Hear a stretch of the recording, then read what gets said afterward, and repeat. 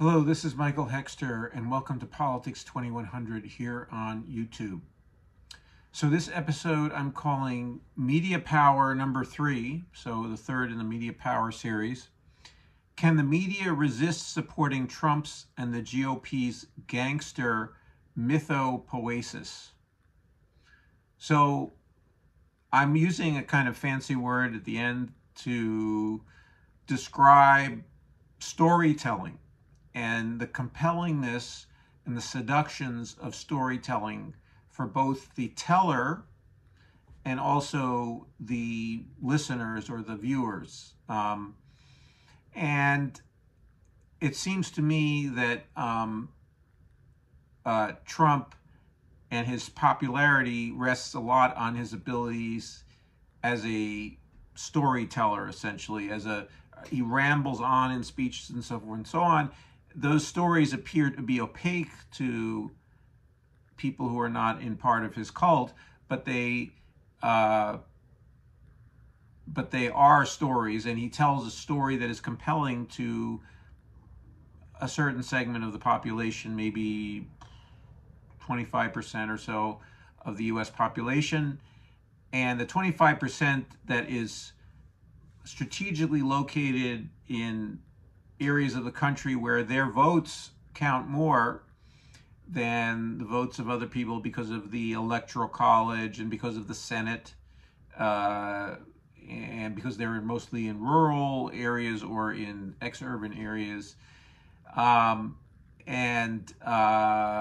or other areas outside the sort of main concentrations of population. And even though he is from New York, and he's not from that area at all, or an area like that. But anyway, he is kind of presenting himself in a way as a gangster king. Okay, even though he doesn't use the word king, he is often portrayed by people in his cult as being, a mythic figure, not unlike a king. And we have been primed in our popular culture, in our movies and video games and television, in the narrative, the fictional narratives that are told, to admire and to look up to people who are brigands and gangsters, people who are outsiders, who are looking into society and who are sort of coming in and with either superhuman or almost superhuman power, are disrupting things and creating either a new order out of chaos, or just creating a chaos that somehow is justified and comes from some kind of higher place. One thinks of various kind of a God or heaven or something. Some even though it's not often explicitly said as such, they have a sort of a nobility due to their outsiderness and due to their lack of regard for rules, among other things, and for to be this kind of outsider brigand. Now, Trump is not the first person who has been made to be a star or celebrity based a little bit on his law breaking or his disregard for law. I mean, he's also a celebrity because of his wealth or his inherited wealth, and that in our era confers on him a certain kind of celebrity.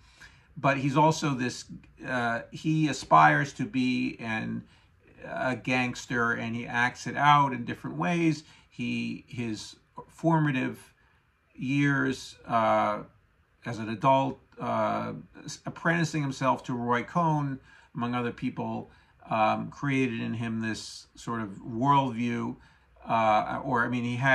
he was already predisposed to that from his early upbringing. But whatever Trump's biography and whatever his presentation, Americans are predisposed to go along with the mythos of the outsider, and increasingly in the era post-Vietnam era, the gangster. We have the Godfather movies and so forth and so on that were made in the early 70s and mid 70s, and so we have a whole, and then we have other either anti-heroic or heroic gangster figures in fiction, and also the GOP as a party has fashioned itself, even before Trump got really closely or much involved in it, as this party that was about disrupting the New Deal order or the Great Society order, was about coming in and was the anti-government party in government. And so anyway, this is very seductive for the media to play into this. And the media is, and I'm talking not just about Fox News, I'm talking also about mainstream media. They have put a respectable sheen onto Trump and also onto the GOP. For instance, today is Sunday the 2nd, and 60 Minutes is having a laudatory or let's say a fluff. It appears they are having a fluff interview with Marjorie Taylor Greene, who is a sort of a mini Trump in the GOP, and so the media continues to fall for the bad boy or bad girl image, and some of this is, it's due to the seductiveness of that that kind of a character from the point of view of people who view themselves as living ordinary lives, as being rule following, and they want a little excitement in their lives. And so there's a collaboration then between the media to some degree, even also the opponents of Republicans and the opponents of Trump in the Democrats, to allow a wider berth for this sort of gangster politician character to be able to swagger their way through the halls of Congress or in the White House, so forth and so on. And some of that has to do with the United States' Constitution, or the way it at least has been interpreted over the last 50 years or 40 years in the Second Amendment, allows people to play gangster, or they're increasingly allowing people to act out a rough and ready cowboy / gangster. Now, cowboys aren't necessarily quote unquote gangsters, but there's a sort of frontier justice rather than justice, professionally administered justice mythos in America, and that comes from the cowboy mythos. So anyway, so it requires then a kind of alienation in order to look at Trump as who he is and look at him as the threat, or look at the GOP as the threat that it is. Even though, Trump could go down very soon in popularity, and the GOP could, also go down with him because of a variety of reasons, but it is not going to happen automatically, because people will need to resist this seduction of this narrative. And this is part of a sort of a broader trend of the media seeing politics and informing the public increasingly as infotainment or as entertainment, as basically the Neil Postman book from 1985, Amusing Ourselves to Death. The media has played into this amusing oneself to death. So Trump is an entertainer, and he's entertained people, meanwhile, while stirring up a paramilitary support system for himself that could potentially create lots of terrorist acts, sabotage the American economy, sabotage American society, our civilization, by claiming that they themselves represent, quote unquote, the people, the real people, and they're, are the nation, so forth and so on, that they're the true nationalists and they're the true. So they're confused about what they're doing because they think of themselves as representing this core group that is only mostly white, mostly middle-aged and older, male-dominated people from conservative parts of the United States, or rural and semi-rural and suburban, exurban parts of the United States, that think of themselves as the true Americans, the real Americans, and the other people are the fake Americans, and or other people, the brown people, the black people, increasingly Jewish people, also as being not the real people. And so anyway, this gangster narrative is very, very strong, and it's so. The reason why I use the word mythopoesis, the fancy word, is because people are acting within this mythology. Even reporters who should be reporting on facts and who should be confronting the powerful based on facts, and should be looking at the factual nature, for instance, of the indictments against Donald Trump, and saying, he's broken the law, so he should face consequences. They are instead, like Peter Baker, saying, no, maybe we should exempt him because it will tear the country apart. Well, a certain part of that mythos, that gangster mythos, needs to be mourned. It needs to be put aside in order for America to progress and to become a 21st century civilization. It's currently mired somewhere in the 20th century, okay, if not before, the 19th century. And in order for it to step into the 21st century, some portions of our, dearly held myths need to be dismissed, or need to be grown out of. Okay, and among them, the idea of gun-toting heroes, saving people, is the main means by which we save ourselves, or that everybody should have a gun in order to save other people, or however it is.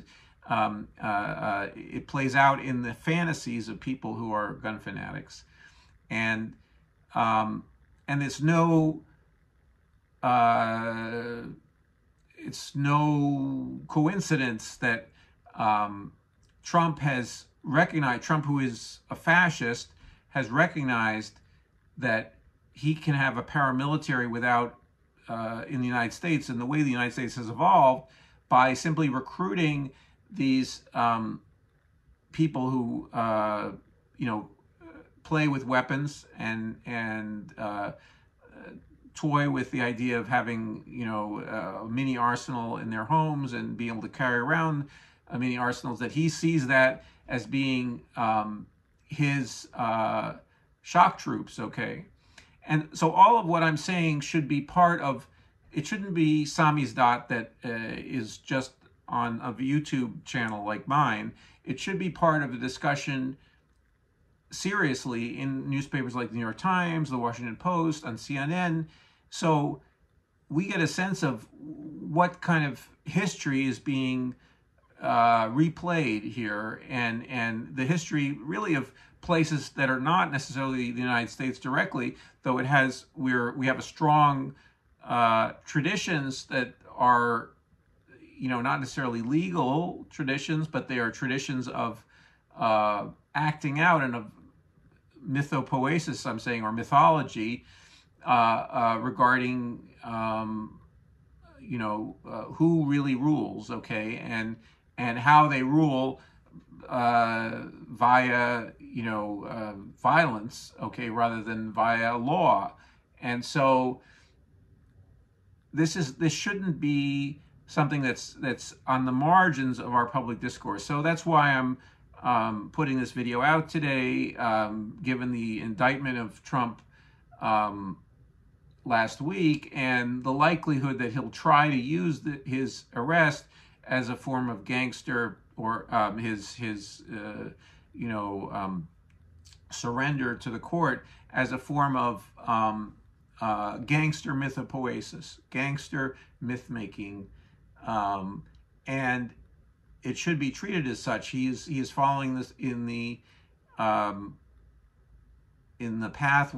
pathways of people like Al Capone and other people who were violent lawbreakers of various kinds. And he has acquired more respectable clothing, quote unquote, in throughout his life than some of these other people, but he is very much like them in his tactics, and also in his sympathies, in his tendency, in his desires, and including, for instance, the image, the superposed image of him with a bat, aimed at Alvin Bragg's head, the prosecutor. So none of this should be lost on the core of the media, and the media shouldn't. They would need to face the mythic, sometimes even with sympathy, I think. I mean, I am trying to be as sympathetic as possible in this video, and empathy, to understand that people have been fooled by this mythology that has been in the media and so forth and so on, in the fiction media, in storytelling, and they've been lied to by the media that they don't, in order to have an organized society of any complexity, they need to have laws you need to abide by laws. Now, I want to put a caveat in here to say that, abiding by laws doesn't mean you don't want to change those laws, and through a legal process, and through a political process, and through a process of discussion, and a process of appealing to people's mature, logical, rational selves in doing so. We have major problems in the media and also in our political system and in our economic system, which trumps appeals in 2015 and now in 2016 and also in 2020 and now in 2022, 23, are designed to ride for Trump's own personal ambitions and his own need to protect himself from his law breaking, his own personal criminal history. So he's trying to ride upon the discontent that has some real roots in should be well known to everybody. So he's trying to ride it, and so that doesn't mean that everything is hunky-dory, or everything was hunky-dory before Trump came along. It certainly wasn't. And or that, for that matter, the media should be patting itself on the back that it's done a great job, except for Trump and except for this, what I'm talking about in terms of this sort of gangster outsider fluffing, or either fluffing or promotion, literally lifting up the idea of oh, this is an interesting person. Oh, this is either creating positive spins on that, and I'll put links in the description box for some of the critiques of the various positive spins that are being put on all kinds of real, basically insurrectionary or law breaking from the side of the Republicans and Trump. But anyway, we need to have change. We need social movements. We need people protesting in the streets. We need people striking for better for wages, and a whole host of things that need to happen in our country, to stop the heating of the planet, to stop our self-immolation, okay, via fossil fuel use. So there are many reasons to be wanting to come from the outside in to the edifices of power. But Trump's particular route, which unfortunately he slid in through the mythical, seductive narrative of the the gangster or the brigand or whatever, however you want to call that. At the same time, the insider outsider, he knows the swamp because he paid people. He's one of the donors of all the politicians, so he knows that how they're corrupt and so forth and so on. They have been corrupt. They are corrupt. Donald Trump is one of the most corrupt. But he uses corruption as a front, in a way, to be even more corrupt. So representing no solutions to that.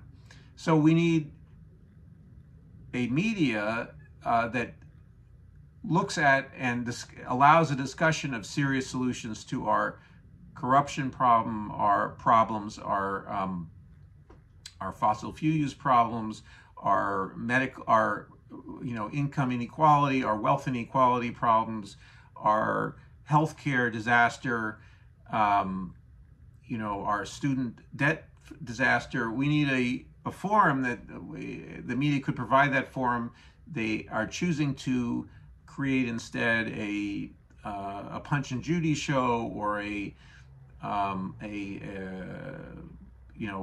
storytelling that is that amuses them, maybe, or amuses the public, but doesn't get people focusing on the real solutions. So anyway, and all of this is coming out now, or I'm packaging this together on the occasion of this choice that people have and the media have to portray whatever happens on Tuesday in New York City in certain lights. And I'm hopeful that the media doesn't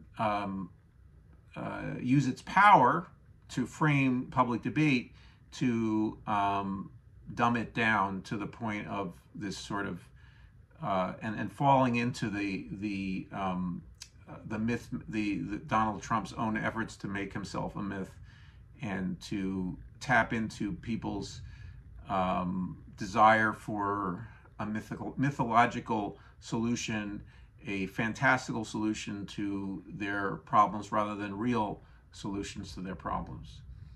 Anyway, I'll stop here. If you like this video, please like it, and also please share your thoughts on the ideas that I've floated here in the comments below. And also, if you're enjoying Politics 2100, please subscribe, and I look forward to seeing you in the next video.